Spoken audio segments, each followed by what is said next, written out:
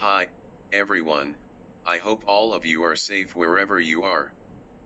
Today, I will be sharing with all of you on my journey from Singapore to Thailand. I will share with you step by step on what are the things you will need to do and consider. I hope this would be beneficial to anyone that is considering traveling to Thailand during this COVID-19 situation. Without further delay, let's go. As the type of personnel allowed into Thailand changes from time to time, it is best to go to the official Thai embassy website to get the latest official update. Correct, as of September 2020, the following types of personnel are allowed into Thailand. First group includes person on diplomatic or consular mission or under international organizations, or representatives of foreign governments or agencies performing their duties in Thailand, including their spouse, parents, and children. Second group includes spouse, parents, children of Thai nationals. Third group includes non-Thai nationals who have valid work permit or have been granted permission to work in the kingdom in accordance with Thai laws, including their spouse or children. Fourth group includes non-Thai nationals who have certificate of residence or have been permitted to take up residency in the kingdom, including their spouse or children. Fifth group includes students of educational establishments in Thailand approved by Thai authorities, including parents and guardians, except for students of non-formal schools or any other similar private educational establishments.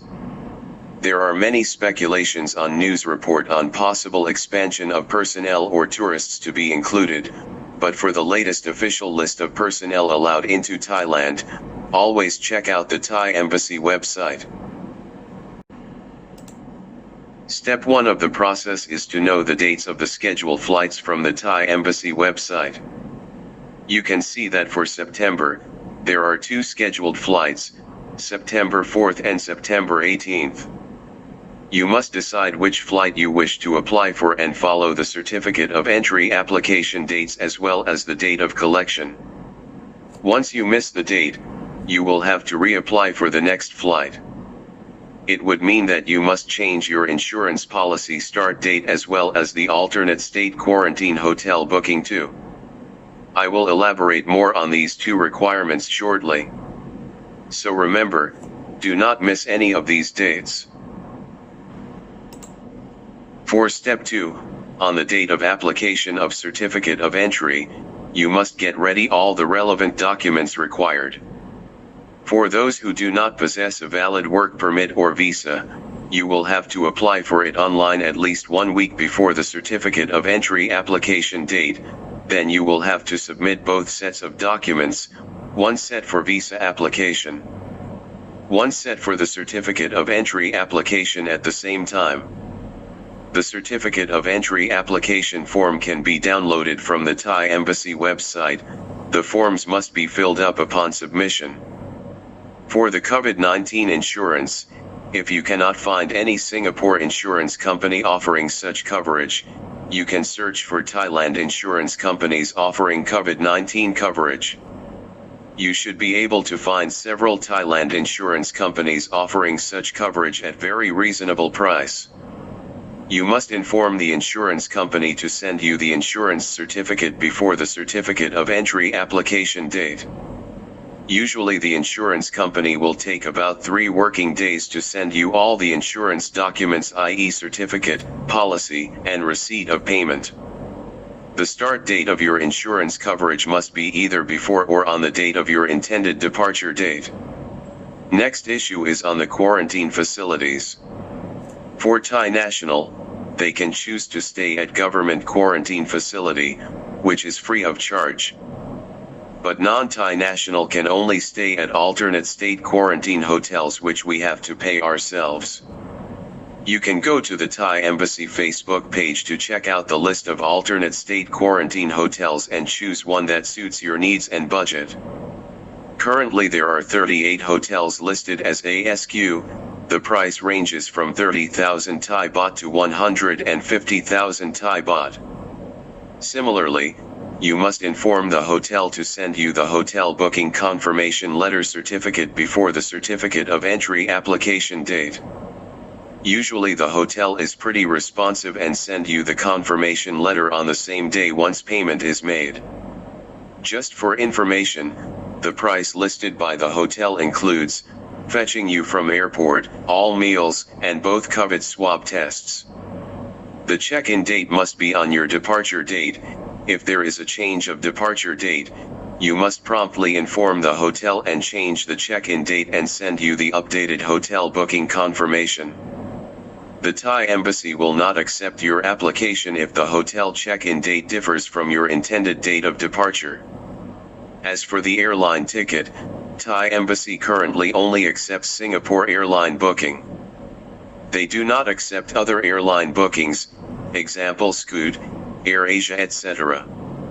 You can reserve an air ticket with Singapore Airlines in the month of November, December, or even January next year. It does not matter.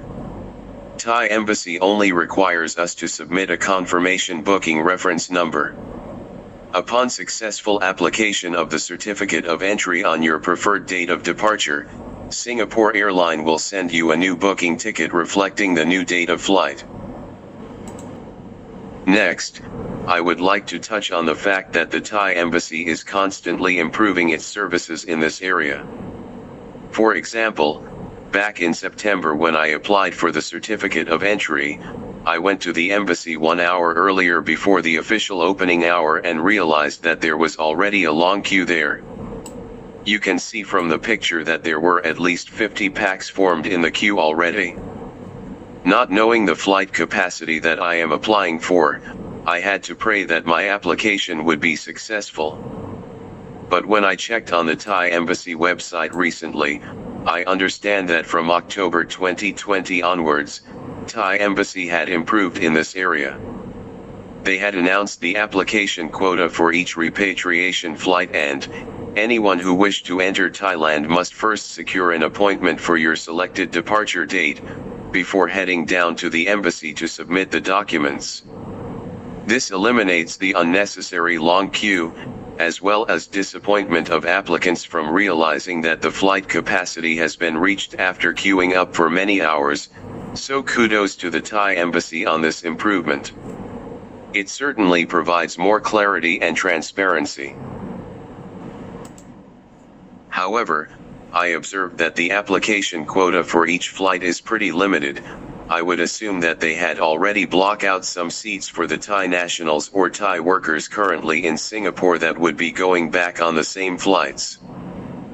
This would mean an extremely high chance of you sitting near to one of the Thai workers who stays at the workers' dormitories. Chances of them contracting the COVID-19 virus either previously or exposed to any asymptomatic person at the dormitory is high as well. So, you must consider this factor before deciding whether is it necessary for you to fly now or should you delay your departure plan until the dormitory's COVID-19 situation has been addressed. Noting that a lot of airlines claims that the air circulation and air quality within the cabin is better and safer than the air quality in any public open areas, but the fact of sitting near to any potentially high-risk person or persons within an enclosed area for nearly 3 hours just stress out any normal person mentally.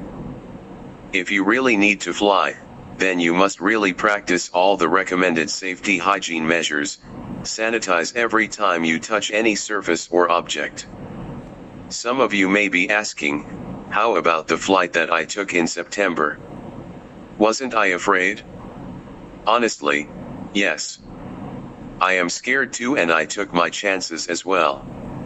For me, I had not met my family for 6 months and misses my family a lot. I observed from the news that there are no reports of mass retrenchment of foreign workers back in August and September, so my best guess was that there would not be a large number of Thai workers applying to go back to Thailand in the month of September. On the day of COE application, I did not witness a lot of Thai workers applying for the repatriation flight, which meant that my hypothesis could be right.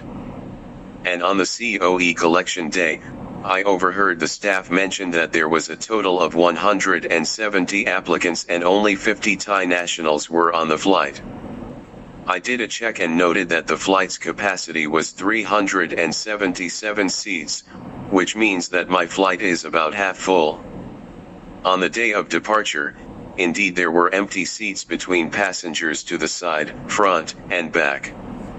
Fortunately, I observed that indeed there were very few Thai workers on my flight.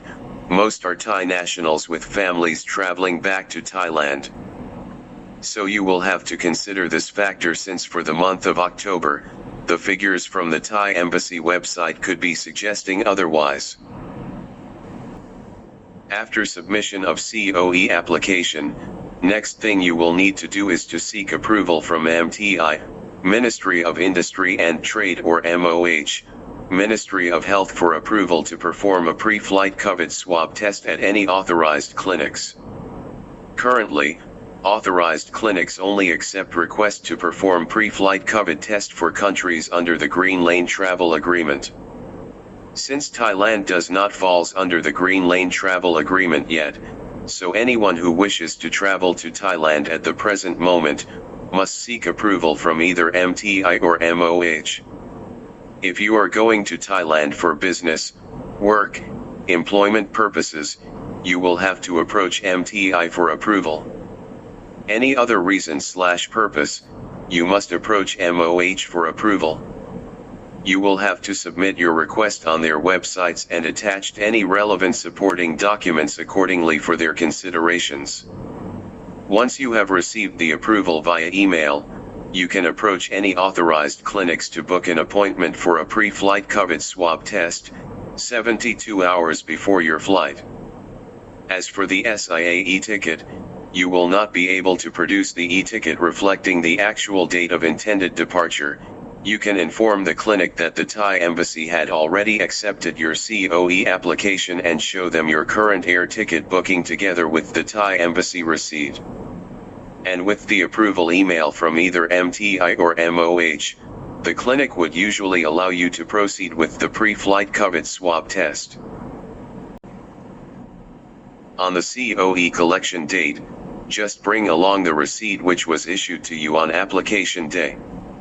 Just for info, I had applied for both Thailand visa as well as COE, therefore I was issued 2 receipts. On the day of COE collection, you would expect long queue, but the processing time is a lot shorter, and the queue moves much faster. Once your number is called, produce one or both receipts to collect them at the same counter. Check the COE to ensure your name and passport number are correct. Approach the counter staff if any discrepancy found, they will rectify promptly. Next thing to do is to show up at the clinic for your pre-flight COVID swab test. Remember to bring along your passport and identity card for verification.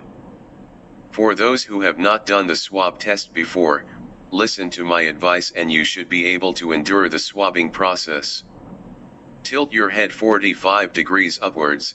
When the doctor or nurse starts to insert the swab into your nose, breathe in slowly and continue to breathe in while they are swabbing inside your nose. Trust me, if you hold your breath while they are swabbing inside your nose, you will choke and cough most of the time. So remember this, don't forget that you will be swabbed again twice while you are under quarantine in Thailand.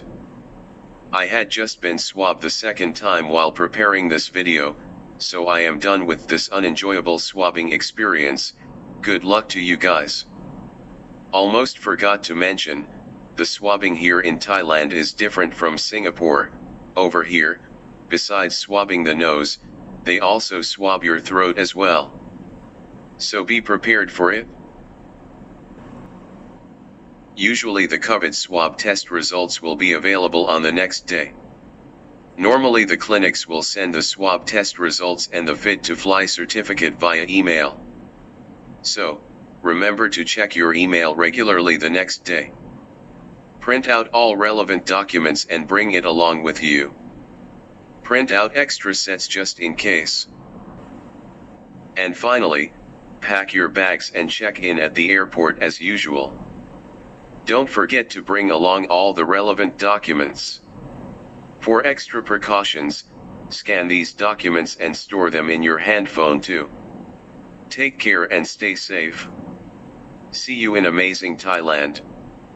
After this, I will be doing another video on the actual day of departure and my experiences upon touching down at Thailand airport. So please support me by giving me a thumbs up, subscribing and share my video. Thank you for your time. God bless and stay safe.